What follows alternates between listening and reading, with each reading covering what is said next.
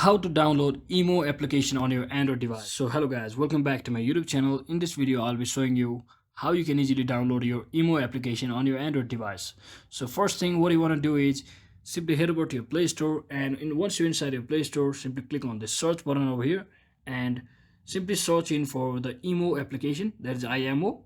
And once you click on it, as you can see, it has already appeared. You just have to ignore the sponsored one because this is one sponsored application. So you can see there is Imo video calls and chat. You can also confirm it by its download. It has over 1 billion plus downloads. So simply click on it and just click on install button over here and wait for some time for it to install on your device. And once it gets installed, you will get the option to open it.